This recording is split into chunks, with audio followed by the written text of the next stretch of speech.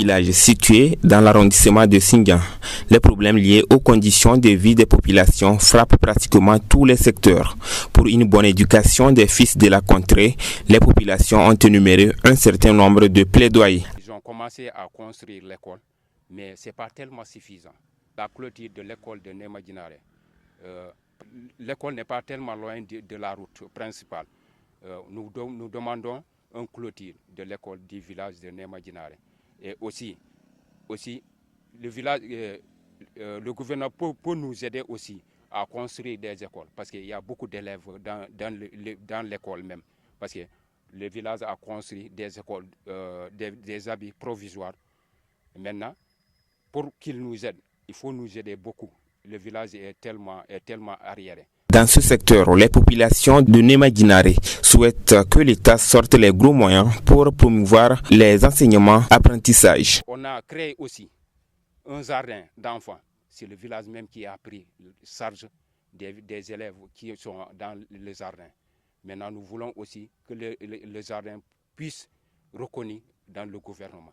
Nous voulons sincèrement que le gouvernement nous aide. L'école, sincèrement, les enfants, on les encadre au village, dans les maisons. Et aussi, les élèves sont en train de faire quelque chose. Ils travaillent bien.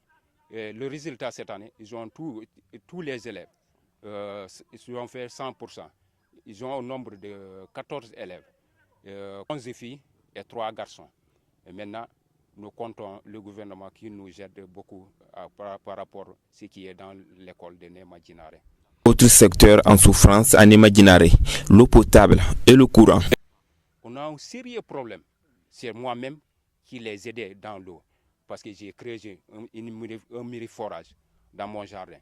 Maintenant, l'eau venait du jardin pour aider les élèves, qu'ils puissent boire l'eau.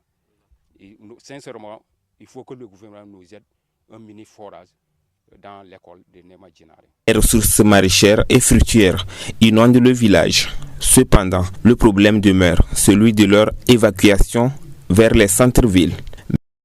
L'échec total de notre village, c'est que nous n'avons pas de bonnes routes qui vont nous permettre d'évacuer nos produits. Si vous regardez bien la route qui nous mène vers Bignona, nous avons une route qui n'est pas exploitable, causée par les creux.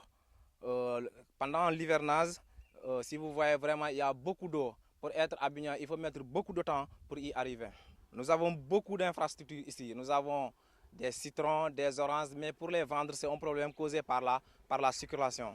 Donc nous demandons à l'État de nous aider, de nous donner des moyens qui vont nous permettre d'évacuer nos produits. À Nema Djinaré, le sous-sol est riche et les habitants veulent en profiter, mais avec l'accompagnement nécessaire des autorités compétentes. Nous réclamons beaucoup la sénégalité, même si nous habitons plus proche que la Gambie, mais nous sommes des habitants du Sénégal. Donc avec cet enclavement, nous sommes un peu dominés par la monnaie gambienne, mais toujours on reconnaît que nous sommes des Sénégalais. Aujourd'hui, si nous avions eu une aide qui va nous permettre de reboiser tout cela, ça serait plus facile. Situé dans la commune de Djibigon, ce village de Nema Djinaré se bat pour son décollage économique. Les nouvelles autorités centrales sont invitées à intervenir pour changer son visage.